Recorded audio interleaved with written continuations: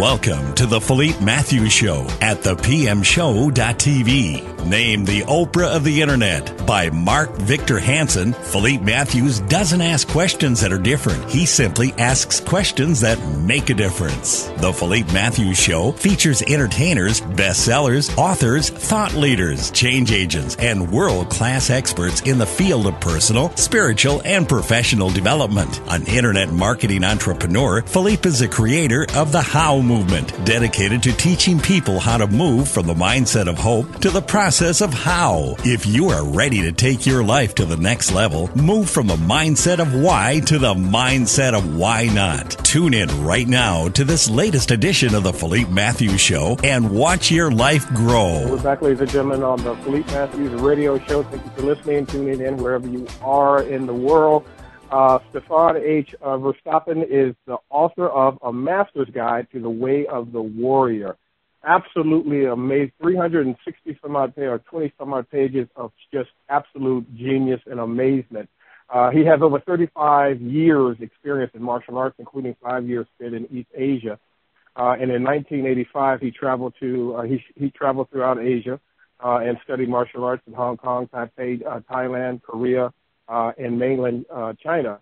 Verstappen also is the author of 8 other books, including the 36 Strategies of Ancient China, Blind Zen, and The Art of Urban Survival. Welcome, Stefan. Thanks for having me on the show, Philippe.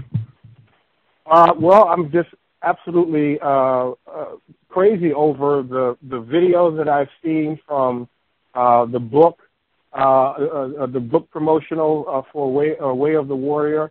And what's fascinating is that these are thoughts that I think a lot of people have but are afraid to talk about it, afraid to write about it. So I want to commend you on doing so.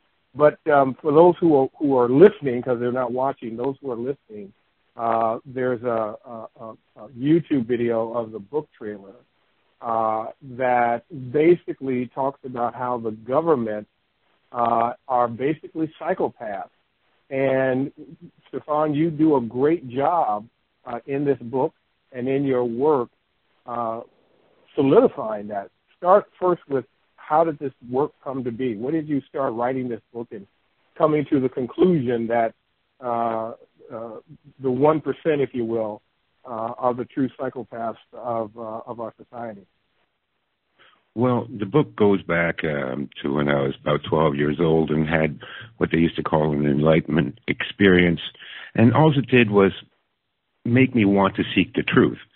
And I was studying different spiritual disciplines, and I just was drawn to martial arts because it was touted as a spiritual path, you know. Mm-hmm. So I started in with martial arts, and I just and I'm not like a jock. I was never like the high school jock or anything like that. I was always kind of like an egghead. Read a lot of books, you know, and I realized in my character, because I'm trying to develop myself, you know. So okay, I'm smart, I can do this, but I'm kind of a chicken, you know. I was always in the woods and always doing camping and stuff like that. But when it came to like being a tough guy, I wasn't a tough guy, and I thought, I wanted to learn martial arts. So early on, when you're learning martial arts and you're reading all the history of it, and there's rumors of this, great book that's passed from master to master. And if you watch any of the, the Hong Kong Kung Fu movies, a lot of times that theme will come up. The master's book, the secret of this style. So I searched for it, and other authors had searched for it too, like Robert W. Smith. He was the only one that was able to find a book like that, and it was like really disappointing. You read it, it was just a bit of rehashed Taoism, and that was it, right? So I thought, I'll start making notes for this, for myself. And so 35 years later, I got a big pile of notes. And the other thing with me is I'm a skeptic, right?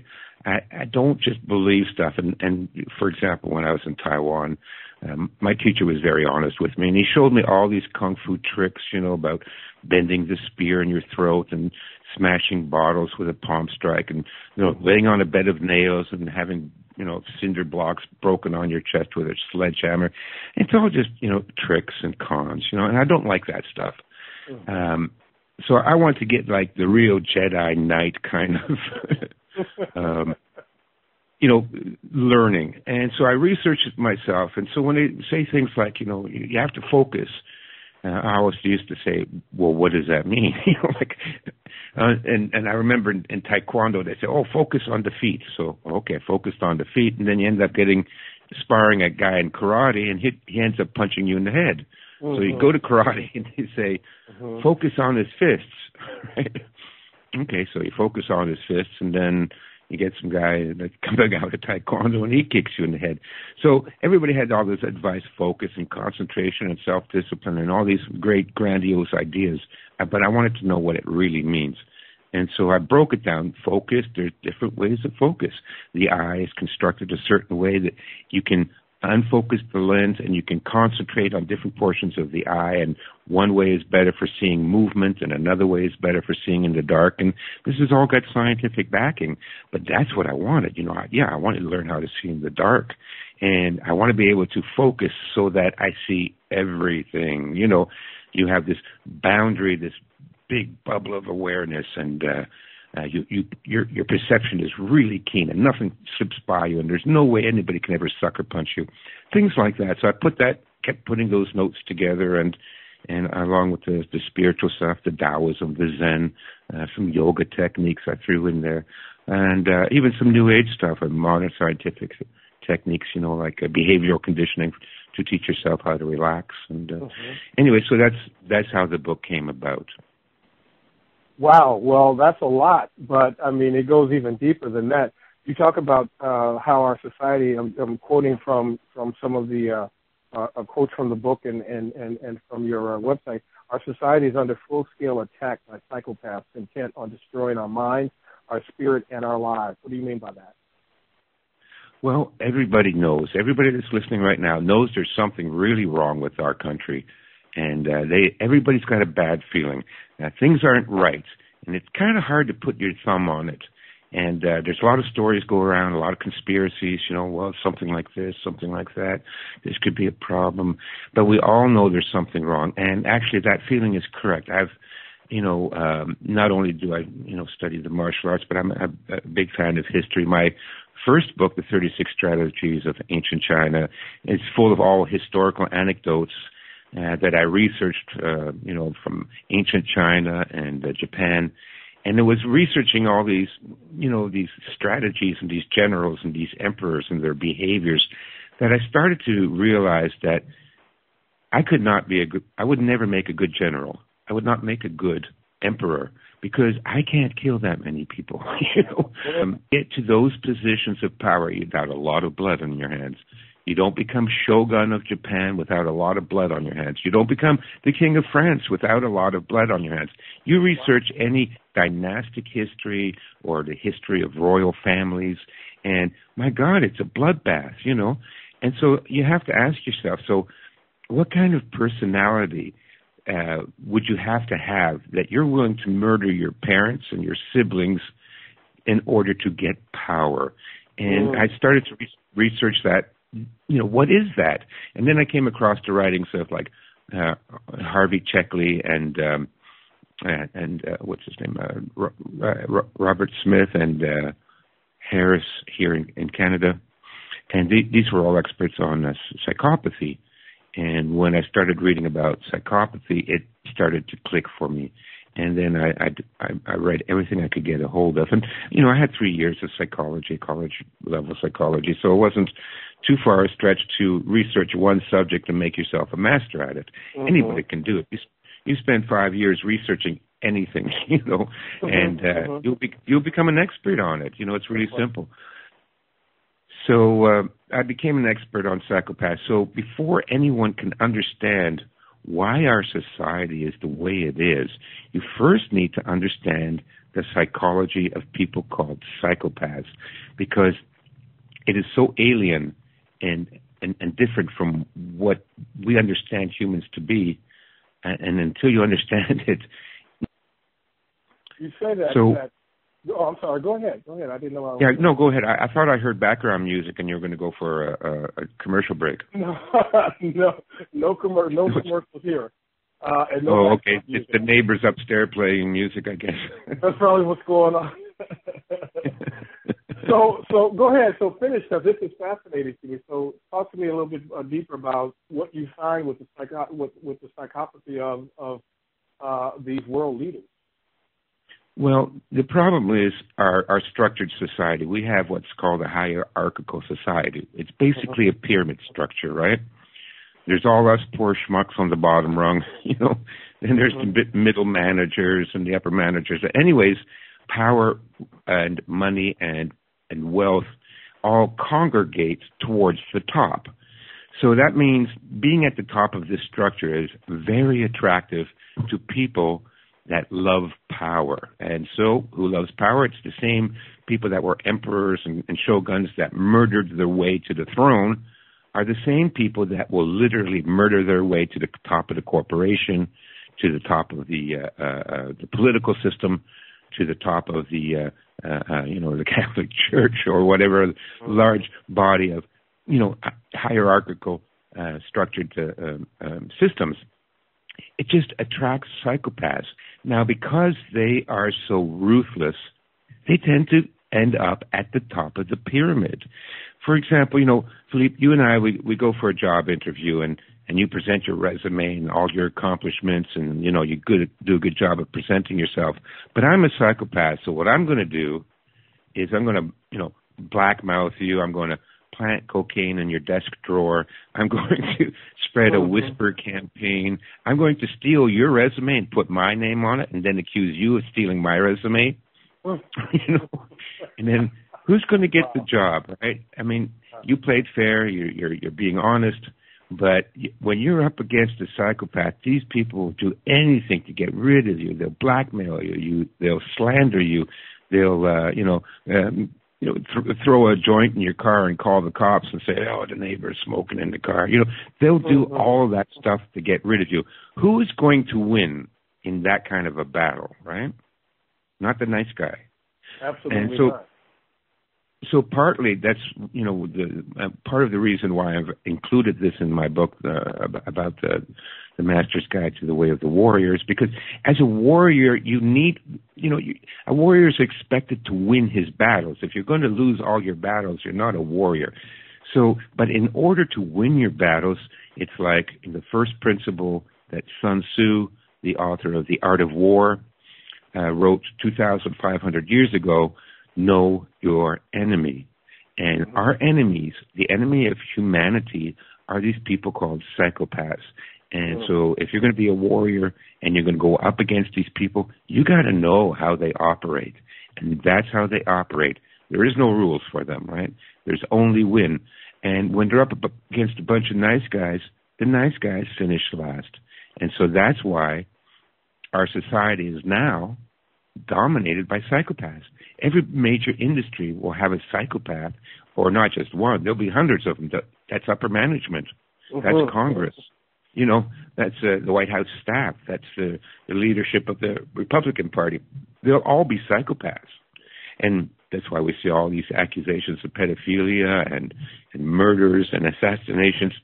That's what they do, So now what's happened... You talk about, it goes even deeper when you talk about this psychopathic behavior and this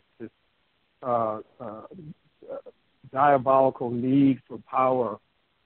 And you talk about chemtrails, you talk about vaccines, you talk about GMO food, microwave radiation, all of these things that are destroying health, but are industries that are worth billions and billions of dollars. So we're not even just talking about the psychopath that kills on their way to the top, but basically also kills for profit. Yes, they kill for profit, but the other thing you need to know is that they kill for sheer pleasure. Their mentality, it's really hard to grasp it unless you've really studied them for a long time. But and studies have shown they've done, MRIs on these psychopaths' brains to see which part lights up according to what images are flashed on a screen. So, they'll hook us up to an MRI and they'll show a picture of, cute bunnies or something like that. And there'll be a portion of our brain that corresponds with empathy that lights up, and we will experience, and they can read this, experience happiness and joy, and then they'll flash a picture of, say, dead body in the field or something like that. And then another part of our brains will light up where we feel, sadness and repulsion and fear to those types of images. With the psychopath, it's the opposite. They'll flash pictures of cuddly bunnies and nothing happens in the brain, right? They'll flash pictures of dead bodies. Now, their parts of the brain associated with pleasure begins to light up. So there's something in the wiring, right? So they actually enjoy seeing people suffer, which explains why, because one of the questions I always had is, you have these characters that are worth billions of dollars, right? Billions. It's impossible to spend that money in your own lifetime. There's not enough boats and airplanes and gold-plated toilet seats you could ever possibly buy and not have enough money.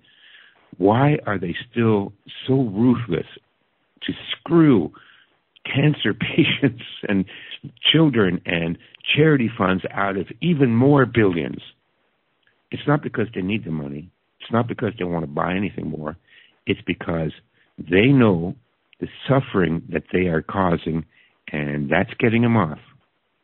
Wow. So, I know it's bizarre. I mean, it took me a long time to process this because, we are all brought up with this sort of platitude is everybody has some good in them. We are all God's creatures, and sure. And if people do something evil, it's only because they didn't mean to, or they were, abused as children, or there's all kinds of excuses to explain why people do evil, other than the reason is they're evil. They enjoy doing evil things. Same thing with the pedophilia and all that. Like, why are they all? Because many of these psychopaths are attracted to young children. Well, it's not like they don't have enough money they could get all the coke and hookers they want, right? Mm-hmm. So it's not about sex. It's about desecrating an innocent child, because that's pretty evil, and the more evil it is, the more they like it. So now we've got these people in charge of everything now, okay? And you mentioned the chemtrails and this and that. Mm-hmm. The other thing you need to know about psychopaths is they recognize each other, right? They have like like I said, gaydar, right? They have a psychodar. They can spot other psychopaths, and what they'll do is they'll work together, because in their minds, the rest of us are idiots that deserve to be abused, right? We are, because you're playing by the rules and you're trying to be decent, upstanding citizen in your community, and you're taking care of the wife and the kids, and you're working a job, and you're paying your goddamn taxes. They think you are an idiot. They think you're such an idiot that they really would like to rob you blind and then kick you in the head, because that's how the level of respect they have for you. So they work together because they have this mutual understanding. Mm-hmm. You and I, we know that evil is fun, and that all these people are too stupid to help themselves, so let's rob them blind, let's steal their underage daughters and molest them, and then let's kill them. That's how they think. So what's going on now is they're trying to kill us. They are the people in charge, the powers that be, who's ever behind, your government, my government, European government, the deep state, because it's all the same. Everywhere in the world now, it's the same. They're trying to kill us. And it's a multi-pronged attack. They're killing us physically, right, with the chemtrails. I mean, when it first came out, I didn't believe in chemtrails, no. But, in the last 5 years, I look up in the sky. I don't see the sun anymore. That wasn't the way it was when I grew up as a kid 40 years ago, And the GMOs and the Wi-Fi radiation and the fluoride in the water. I mean, it goes on, and the pesticides and the vaccines. I mean, they push this stuff ahead. There's never been a vote on it. Nobody's ever published a study on whether or not Wi-Fi is going to be harmful for you, or whether chemtrails, spraying ammonia and barium in the sky is going to have any ill effects. There's been no studies. They come out kind of subtly and admit it. We're doing experiments. It's for climate change. So they don't deny that they're doing this, and yet every indication is that this is harmful for the vast population, and nobody was ever consulted, asked to vote on it. No news stories on mainstream media talking about it. So this is going on, and it's poisoning us physically. They're also attacking us psychologically. These smartphones, TV, movie,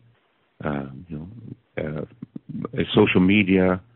I sit out in the park every day because this is my meditation time. You get tired of the madness of modern society, and I just go and sit, usually late at night, under the trees, next to the river.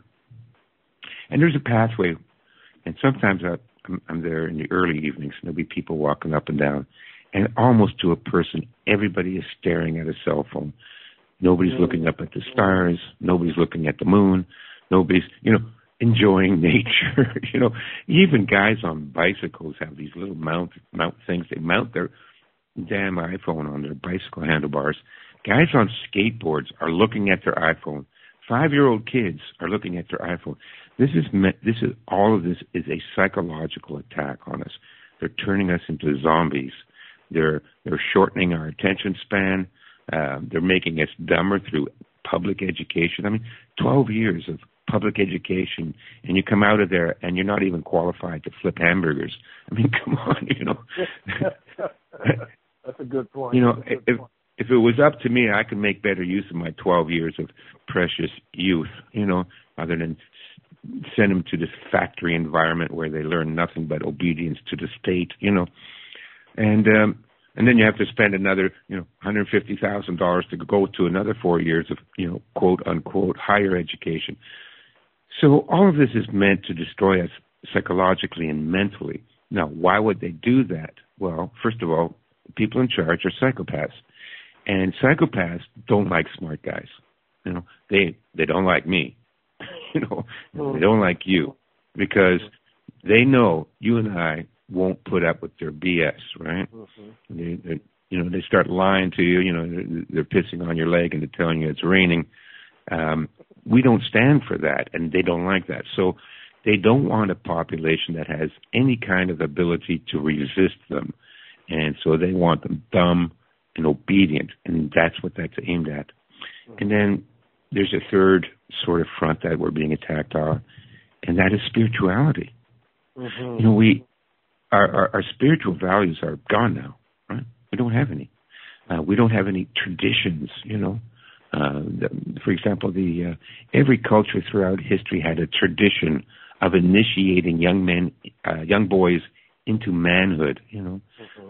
Every culture in the world had that. You reach a certain age, you have to train. You need to be educated by the elders, and when they judge that you are ready, there'll be some ordeal you must overcome. And then once you succeed in that ordeal, you become a man, and you have the approval and support of the male members of your tribe. And, that instills a kind of a confidence in people that, I belong to this culture. I'm a part of this group. I'm a part of this tribe. I've passed the test. I am worthy. That's all gone. And so we see, young people don't feel they're worthy, They don't have real confidence. They have this phony, fake confidence that's been instilled in them by the school system. Everybody's a winner. Everybody gets a gold medal, and nobody has to take a risk of failure. And so they think that's going to instill confidence, but it's a false confidence. And so unless, and I'm going to end this in a minute, unless you have a strong spirit, you can't fight this system. And that's why they're doing this. Again, they want us stupid. They want us sick and sickly, and they want to destroy our spirit. And in that way, there's no way we can ever resist what what they want. And what they want is just to see us all suffer and die. You use a term in a book called democide. Explain that to us. Democide is it's a term that you don't hear that. They don't teach it in school. Excuse me. It means death by your own government. Now we have homicide, and somebody else kills you, and then you have wars, war casualties. Another country comes in and kills you, but it's when your own government kills you, and that's called democide. And democide in the last century, the 20th century, is responsible for somewhere, it's hard to estimate because you can't count so many dead bodies, but between 162 to 272 million people. And that is people that were killed by their own government.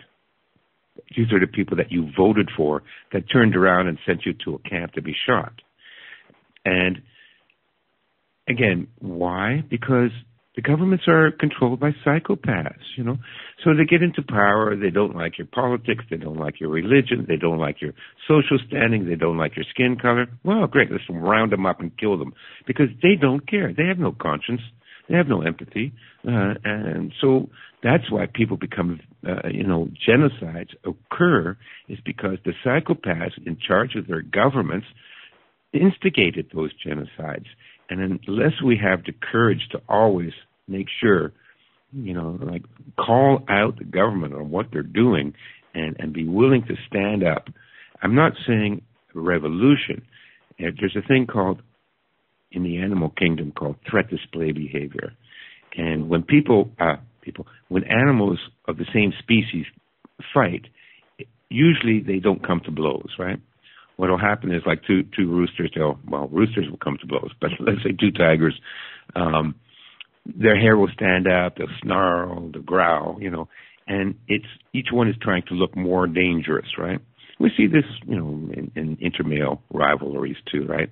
Two guys are, kind of rivals, and they'll both try to puff out their chest and walk with their legs akimbo and let their arms hang out. The whole posture and way of walking when you're looking like you're looking for a fight kind of thing.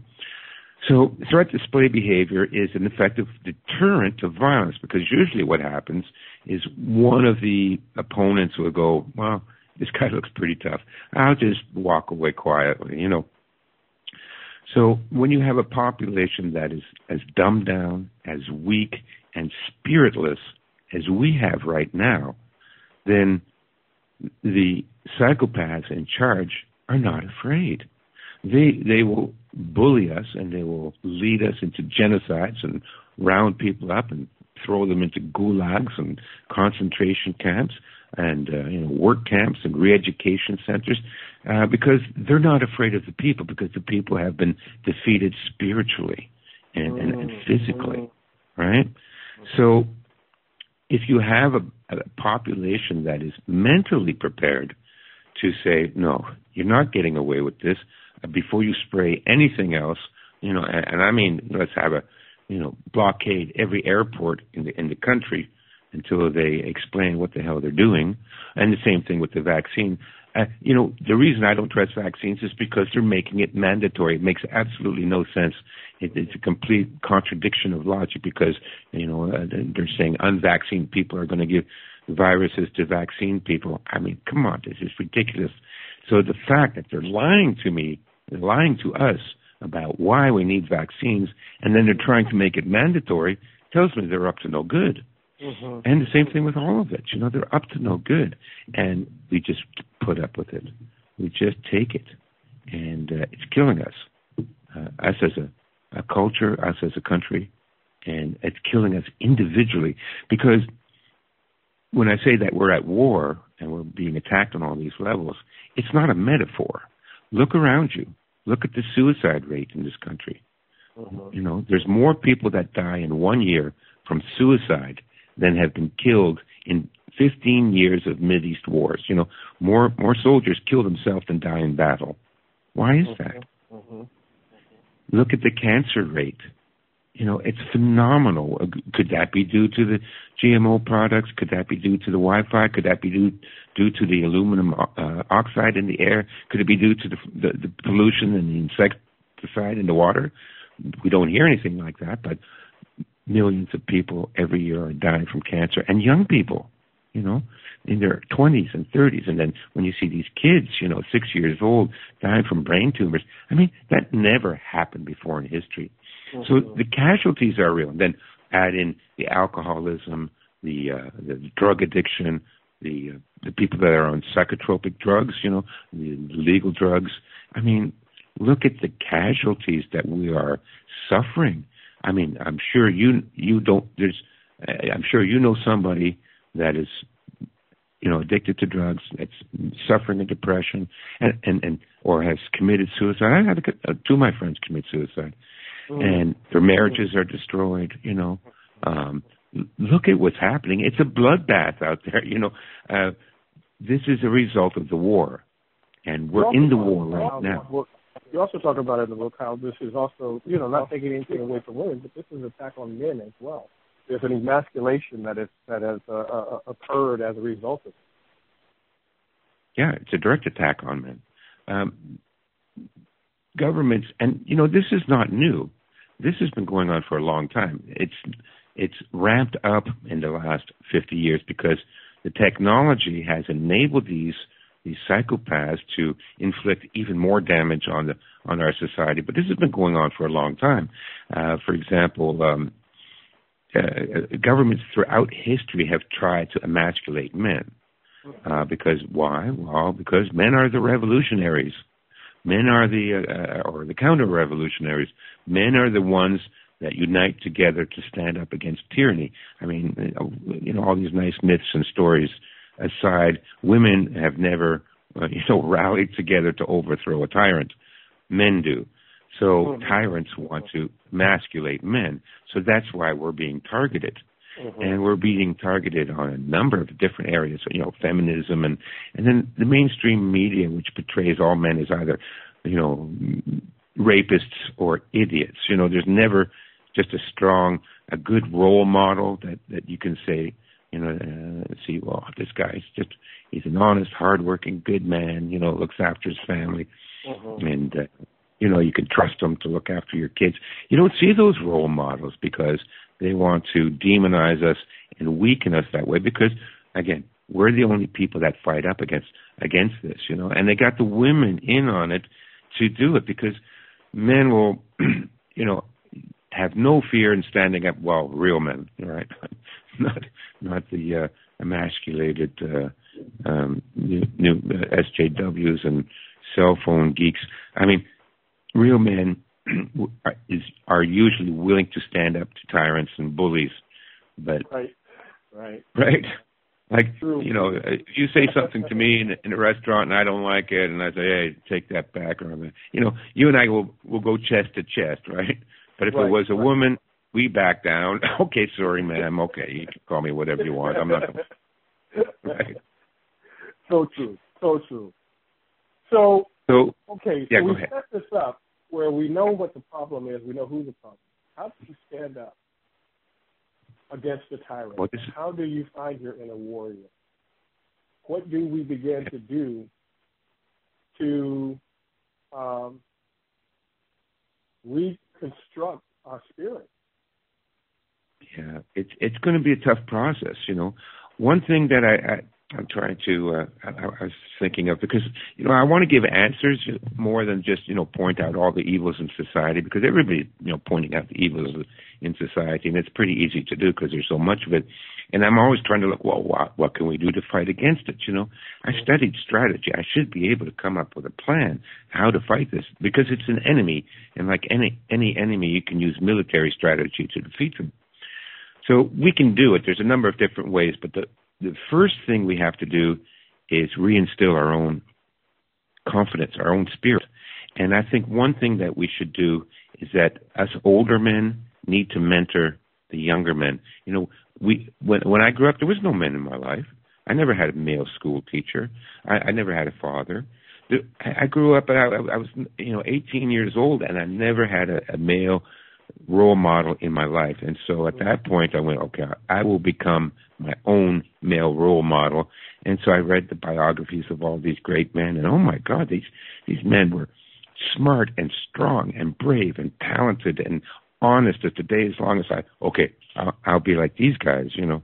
And so that's what I've been trying to do to some extent. But it would be a lot easier if we can mentor other men. For example, I had a friend, I was teaching him some Kung Fu. This was in California, in Ventura. And I said, I'm going to go for a bike ride up in the mountains. You want to come along? Oh, yeah, okay, I want to come along. He brings his bike over, and I look at he says it doesn't work too good. And I look at the bike, and the chain is off the sprocket, right? And I said, oh, I can fix that. He goes, you can? I said, yeah, watch this, you know. Lift up your finger, put the chain on the sprocket, boom, it's fixed. Oh, I didn't know you could do that. You know, Philippe, the guy was 31 years old. He had a 12-year-old daughter. He doesn't know how to fix a chain on a bicycle. Wow. And that's with a lot of these guys, you know. They have taught them nothing. So I think we need to mentor the men, especially the men. And that would mean, like, if you can go to the park and teach them how to build a fire or how to ride a bicycle or how to fix a flat tire, things like that, you know, because they need to develop their confidence. And the best way to develop confidence is through a series of small successes building up to bigger and bigger successes, right? Uh-huh. So, you know, it's not like you can suddenly become powerful and confident overnight. No. But the more you do, the more experience you gain, and the more, you know, like there's failures, great, fine.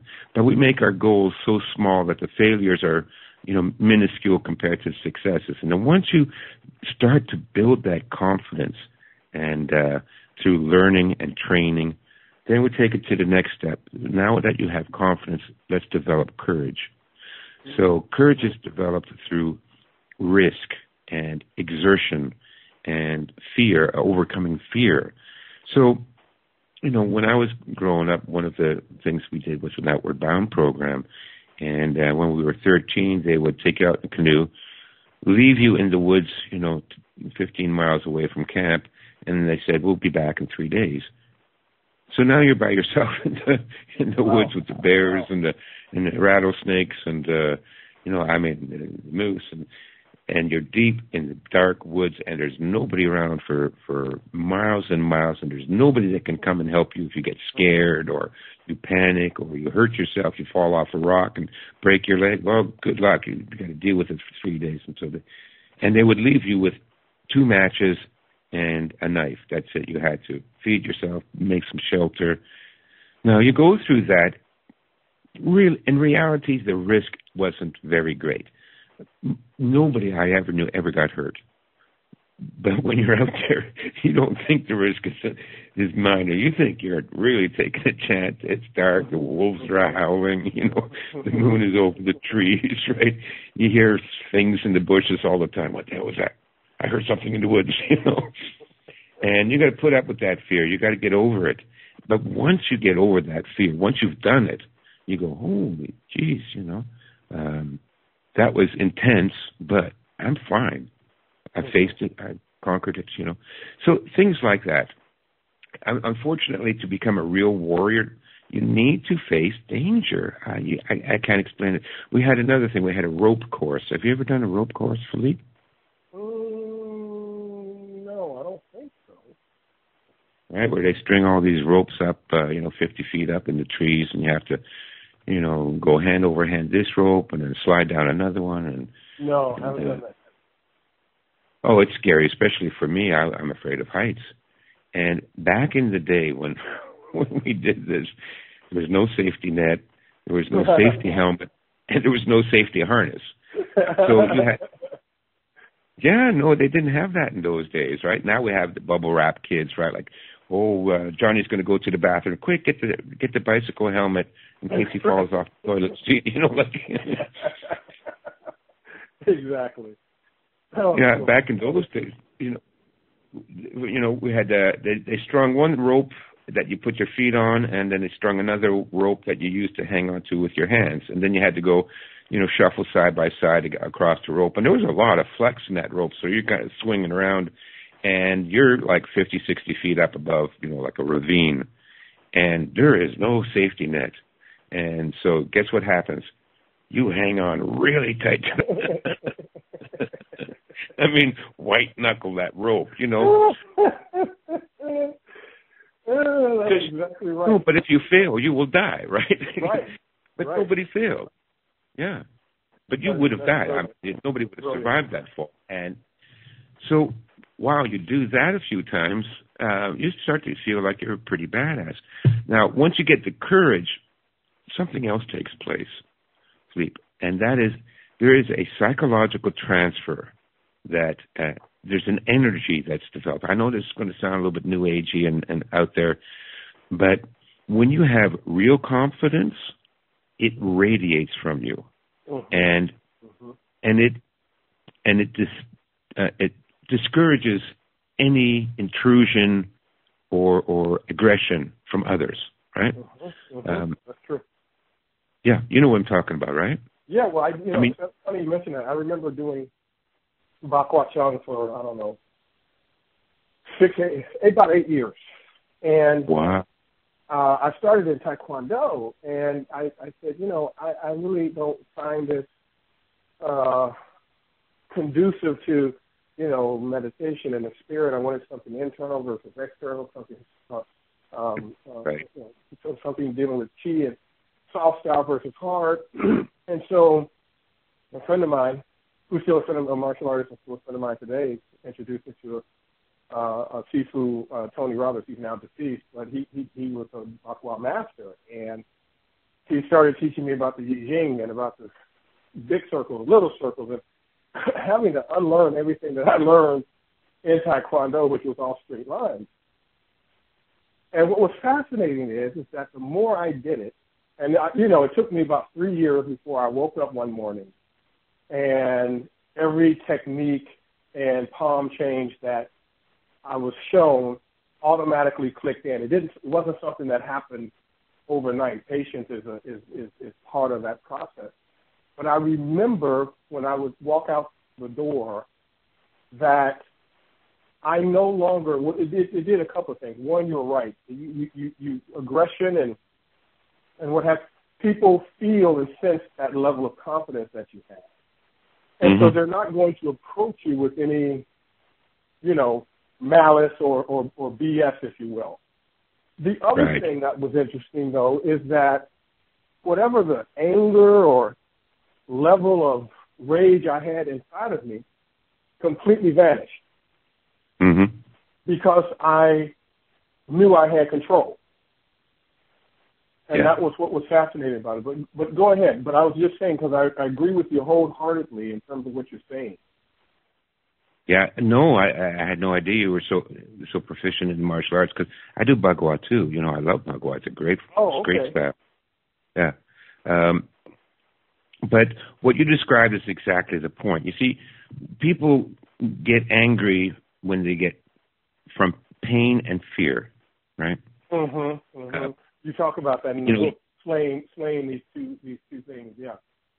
Examines, and you see, you stub your toe or you walk on a Lego in your bare feet, Ouch. And what's the first thing that comes out of your mouth, right? God damn it, son of a... Yeah, exactly. So you start cursing and screaming because that's a natural reaction to pain. And when you look at, primates like monkeys or look at kids too, it's the same thing, right? And people, somebody jumps out from under a bush and they go boo, and they shock them and they're startled. What do? The monkey starts jittering, and people go, "Wow, how dare you?" So the anger comes from fear and pain, and the fear comes from a lack of confidence. Right? You're not in control. You have no power. So now people that don't have that confidence, they're going to be always fearful and angry at the same time.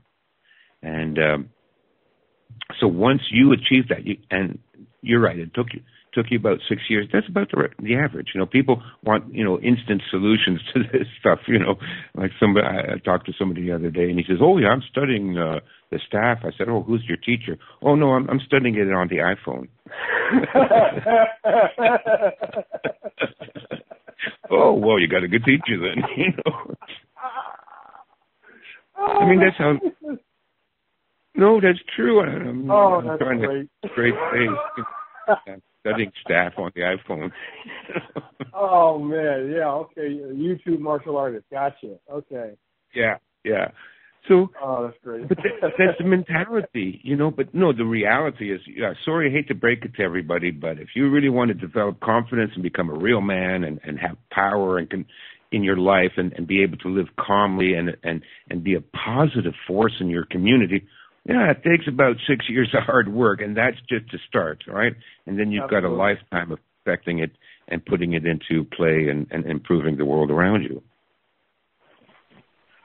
Talk to me about having to remove yourself from political parties. You talk about this in the book, that part of the process is removing yourself from the kind of, in a sense, removing yourself from the government. Yeah. So we're now, at the point, what I'm trying to do is train people so that, weaken the power of these evil monsters that are running things. But people are scared and they want to do it. Mm-hmm. And if they're not scared, then they're lazy. I'd like to come to a meeting, but, there's a good, my favorite TV show is on tonight. I'm going to watch the Kardashians. So, it's okay. Let the government enslave us. I don't mind because the Kardashians are on, So, like, how are we going to fight this when we have a nation of weaklings and cowards? You can't do that. It's like Sun Tzu says, you don't throw untrained troops into battle. So, trouble is, we are already in the middle of a battle. We're in the trenches. We're in the foxholes right now. I mean, they're taking shots at us every day through the media, through the chemtrails, through the microwave. We are at war, and yet nobody's been trained. Nobody's ready. Mm-hmm. So, but once you do get ready, once you start to develop confidence and say, I'm mad as hell, I don't want to take it anymore, then the next thing to do is to starve the beast, right? Because it's one of the strategies in the book, The 36 Strategies of Ancient China. Because, like I said, I'm trying to apply strategy to taking these people down. And one strategy is called steal the firewood from under the pot. And what that means is to start to undermine their power source, right? So participating in political parties, that's their power. We know it's the left-right paradigm. It's that because nothing changes. You vote Republican or Democrat. We're still in Iraq. We're still in Afghanistan. We're still bombing people. We still have 372, however many, goddamn military bases all over the world. Did any of that change? Did it change under Nixon? Did it change under Carter? Did it change under, Bush and Clinton? And never. No, none of that ever changed. That's never going to change. So why bother belonging to a political party when they don't do anything, right? It's just a false hope, right? Because the things that need to change, they will never change. And the things that need to change is stop these goddamn wars. Stop bombing people. And then also, look at the money that you pay for that goes to the military budget. I mean, who's paying for that? Oh, blue collar, white collar, working class people that go to work for 60 hours a week and you have to scrimp and scrape so they can have a nice dinner on Saturday with their family. And guess what? They're paying for all this war and these munitions and umpteen billion-dollar aircraft carriers and how many hundred, U.S. bases. I mean, are you crazy? Is this insane? That has to stop. America has never, ever faced an external threat. Never. Not the Nazis. Nobody was ever going to invade. Not the Japanese. They were never going to invade. Not the British. They were never. It's a myth that America is vulnerable. They're not. It's a matter of logistics. You can't ship people over an entire ocean and invade an entire continent. The logistics are just simply impossible. It can never happen.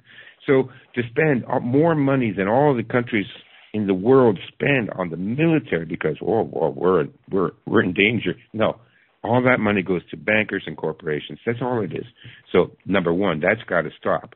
Imagine if, because in another video I explained that we pay 80% of everything to the government in taxes, right? You spend $1, 80 cents went to the government. You only spent 20 cents. And where's that all going to? Let's say the government cut the tax rate in half. That would mean that everybody who's now working 60 hours a week, remember, out of that 60 hours a week, 50 hours a week goes to the government. Mm-hmm. Mm-hmm. You would now have to work 30 hours a week. That sounds a lot better. Cut the military and then go to work for 30 hours a week. Go to work for 3 days and take 4 days off every week. I mean, that would give you time to be with your family and to build communities and to, but again, they don't want that. They don't want families. They don't want communities. They don't want you to be self-reliant or have any free time to think about things, right? So, for me, I haven't voted in 40 years. It's exercise in futility as far as I'm concerned. I know sometimes people say, well, it's the third party, and this time Bush got in, and that's good. I don't see any changes, Every time that, I don't see, did Trump close any military bases? No. Did he reduce the military? Oh, no, he increased the military budget. So, okay, please. So we got to get the government out of our wallets. That's the first thing. So you can starve them. The other way to do it is I don't support any of the major corporations that echo the party line. So I will not watch any mainstream media. I will not buy a magazine or a newspaper. I don't go to the movies. I don't watch television. I starve these people. I don't have cable. I don't even have a cell phone. I'm not giving these people my money because these people are not good people. And, I might not be able to take them down personally, but I can sure as hell make sure they get as little of my money as possible. And the same thing with taxes, put some thought into it, create another corporation. Do it legally, but, I bet you, Philippe, you pay more income tax than IBM does, right? You personally pay more income tax than all of IBM. Because why? IBM figured out how not to pay taxes, And so the more you can figure out how not to pay taxes, I recommend that. If that means that you have to form 2 or 3 corporations and then, deduct your household rent or whatever your gas expenses and food, and so that you don't have to pay as much taxes, or, put some money into a deferred, RSP or whatever. Anything you can do to prevent paying money to the government is a good thing. Absolutely. So, I completely agree with that. Yeah. Because, you're supporting organized crime. Nice. Well said. Well said. Yeah. We have TV commercials. Yeah, go ahead. I was going to say the book is Mastering the Way of the Warrior. And this is a book a master's guide to the way of the warrior. And it's a book that you need to have to study. It is a great, great book to give to your kids, particularly your sons, because it will give them the foundation to be a man for the rest of their lives and be able to immediately recognize tyranny and be able to remove themselves from that. So I just think the work that you've done over these last 30 years with this and the research that you've done is just absolutely remarkable. Oh, well, thank you, Philippe. And what I want to do is I want to have you come back because I want to have this is a continued conversation. This is not something we could get all in one show because there's so many other aspects of the book and chapters that I want to talk about. But now you have a website. what's the website and the web address for people to go and get more information about you and the other books that you've written, as well as this current one? Sure. I'm really bad at marketing, so my website is really unintuitive. It's based on the very first book I wrote, China Strategies. So the website is www.chinastrategies.com, and or you can just Google The Way of the Warrior, and my book will come up in the first page now, I think. And it's a blue cover with a gold dragon on it, and then you'll find my name, and you can Google that if you can't find it. And ChinaStrategies.com.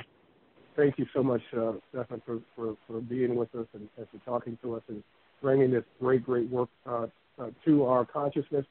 And what we'll do is we'll see you guys or hear you guys next time on the Philippe Mathews Show. Make sure you send your comments in there, because on our Blog Talk, we are connected to Facebook. So make sure that you comment on what Stefan was offering us. And hey, man, keep doing this work. Well, thanks, Philippe. We gotta stick together and beat this thing. Yes, absolutely, and we have to be men again. Yeah. This is good stuff. All right, so we'll talk again soon, and have you back on the show again soon.